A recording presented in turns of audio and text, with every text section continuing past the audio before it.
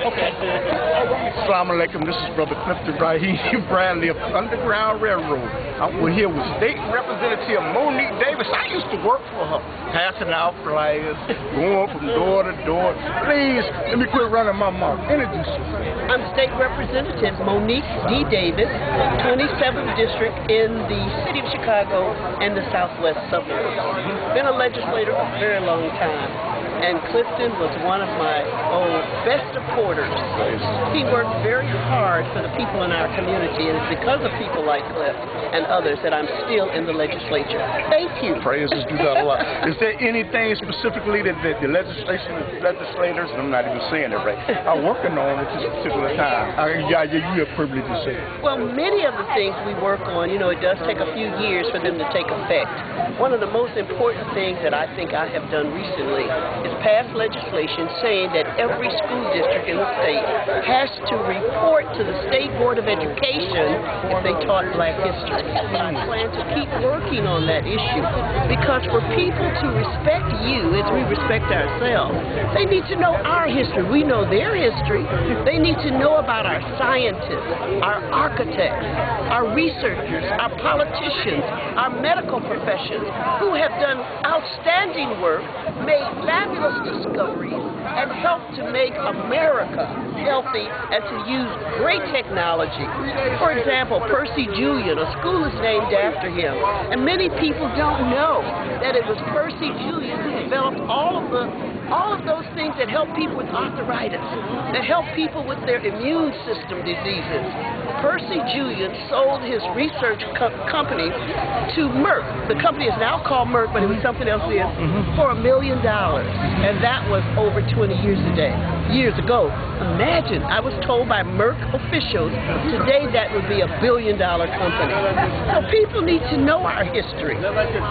They need to know more than the wonderful Dr. Martin Luther King, the Reverend Jesse Louis Jackson.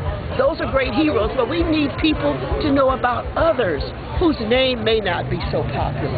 And I do appreciate this opportunity to express myself. Can I ask you, now, I don't know if you want to ask, there's some constituents in your district that would like the National Guards to come together. There's some people that don't want the National Guards to come together in your constituents.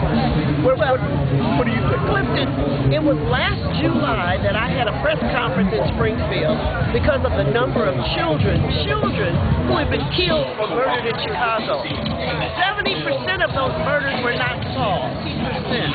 So I had a press conference in Springfield with colleagues asking the governor to bring the National Guard. Kelly? No. I'm sorry. No, the real governor. I'm sorry, not our regular governor. WBON. To ask the Governor Quinn from Springfield, bring the National Guard to Chicago to assist our overburdened police.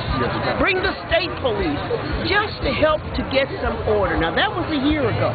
And the question I ask is, how many lives might have been saved? Here we are, July, a year later, and we still have high numbers of murdered, dead children and others in our beautiful city. That is unacceptable. It is not natural.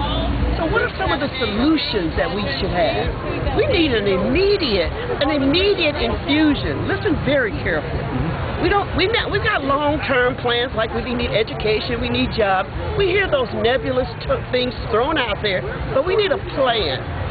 But for an immediate solution, we need someone here who is careful, who's watching the parks, driving up and down the streets to make sure no one's going to pull out a gun and just shoot randomly.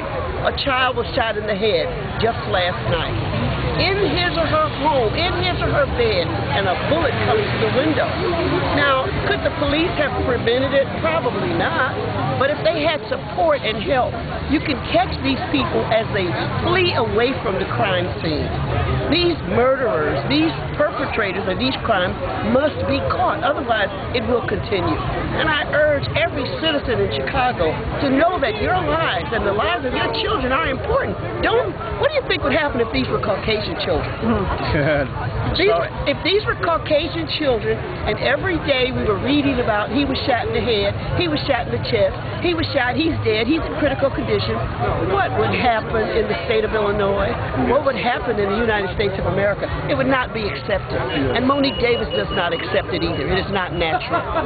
Can I ask you, State Representative, would you watch the Underground Railroad every Saturday night at 10:30 a.m. on YouTube? But I know that's late for you, because we know.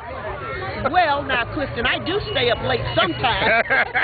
You know, Saturday night, some of us are getting ready to go to our religious services. Yes, ma'am. But I would love to watch. I think I used to see you on Channel 19. Are you still on 19? Yeah. Sure, my daughter and I watch your show. Okay. And we appreciate your facts. We appreciate your trying to tell the truth. And we appreciate your strength in promoting and giving information that some people are afraid to share. You know what, we were supposed to come on last time, but it was to get a conflict. But we're going to do that again. And so, okay. Thank you. You had any finishing comments? Oh, I would just like to thank Clifton and his beautiful wife, whom I just met. And I'm so glad that you're here with us and you're still on the case. You still consider Chicago your home. Yes. And you still recognize the value of every human life. And that's why I love you so much. You too. Thank you. Assalamu alaikum, everybody. Thank you.